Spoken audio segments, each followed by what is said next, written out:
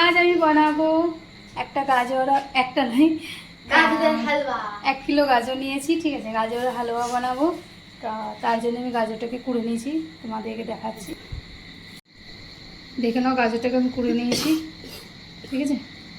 গাজরটাকে কুড়ে নিয়েছি, আর 6টা-7টা মতন এলাইচি নিয়ে নিয়েছি, ওটাকে কুটে নেবো।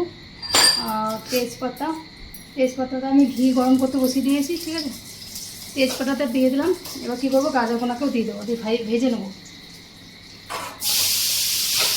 আর এই সাইডে আমি দুধ বসিয়ে দিয়েছি, এই সাইডে 1 কিলো দুধ বসিয়ে দিয়েছি।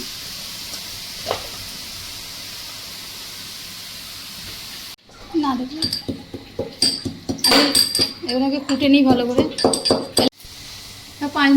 5 মিনিট মতন আমি কী করলাম, নেড়ে নিলাম, ঠিক আছে। 5 মিনিট নাড়ার কারণে যে কাঁচা ভাবটা থাকবে সেটা হয়ে যাবে। 5 মিনিট নেড়ে নেওয়ার পর তারপর আমি দুধটা কী করেছি, আধ ঘন্টা আগে বসিয়ে দিয়েছি, ঠিক আছে। তা দুধটা যতটা মেরে নেবে ততটা ভালো লাগবে। আমি অনেকটা মেরে নিয়েছি। এবার কী করবো, দুধটা এর মধ্যে দিয়ে দেবো।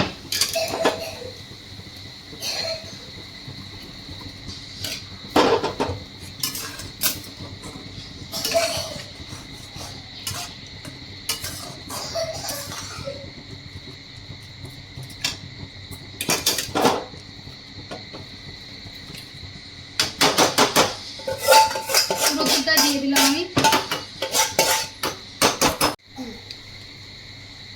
এখানে পুরো দুধটা দিয়ে নিলাম, ঠিক আছে। তার সঙ্গে যে এলাইচিটা কুটে রেখেছিলাম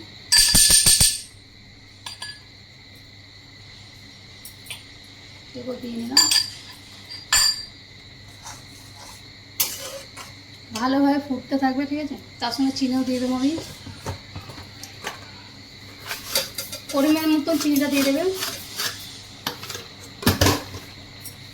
চিনিটা আগে কেন দিলাম, গাজরটা যখন আমি তেলে ঘিয়ে ভাজছিলাম তখন অনেকটা সেদ্ধ হয়ে গেছে, ঠিক আছে।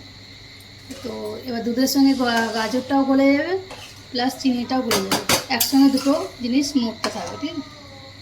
দুধটাও মরবে, প্লাস চিনিটা যেটা আছে সেটাও গলে যাবে, তাহলে একসঙ্গে দুটো।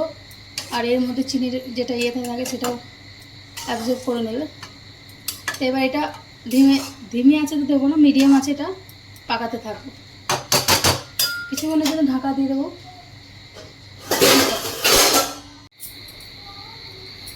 দেখো গাইস, আমি অনেকটাই হয়ে গেছে, আর অল্প একটু মারবো, ঠিক আছে।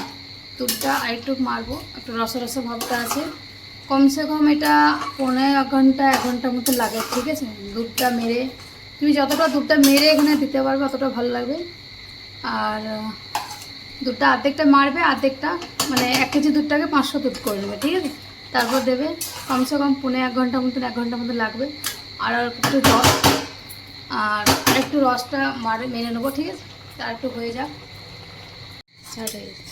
ঠিক আছে। দেখো গাইস, হয়ে গেছে আমার গাজরের হালুয়াটা, আর এত সুন্দর গন্ধ আসছে একটা, এগুলো, ঠিক আছে। এইভাবে রেখে দিলাম, ঠিক আছে। তোমরা বানিয়ে দেখতে পারো, খুবই ভালো লাগে খেতে, আর বেশি কম খরচের মধ্যে হয়ে যায়। এটা কিনতে গেলে অনেক টাকা দাম নেয় এখানে তো।